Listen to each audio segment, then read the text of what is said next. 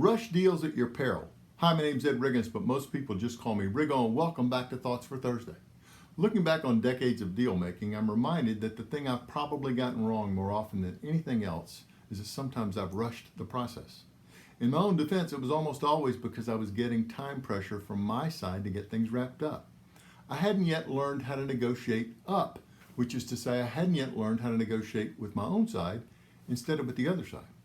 There are exceptions, but generally speaking, the best way to send a signal to the other side that you're desperate to make a deal is to appear to be in a hurry. Negotiation is all about alternatives, and people who have alternatives are not in a hurry.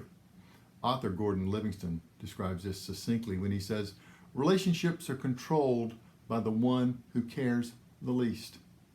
There are certainly times when it's clear that yours will be among the 5 competing offers to buy that perfect home for your family, or when yours will be among the 5 competing offers to acquire that company that'll take the rest of your organization to the next level. In my experience, though, these situations are the exception. The real underlying problem is that most of us are just not good at dealing with ambiguity. If you take half a beat and separate fact from feeling, you may find that slowing down is an option. If that's the case, it's likely to be in your interest to just slow down. Here's an idea for you. Next time you're headed into an interaction where the other side may pressure you for a decision on the spot, practice beforehand phrases like this out loud to yourself in a private place. "I appreciate your offer.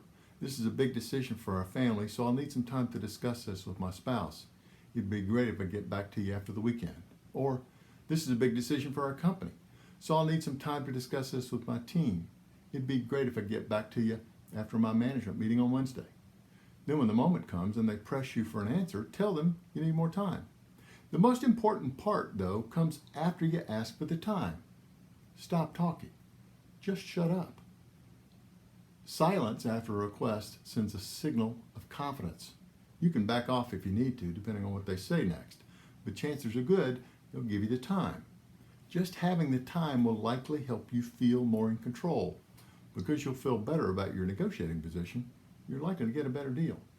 Great to be with you. Hope you join me again next week. Thanks. Doors closing.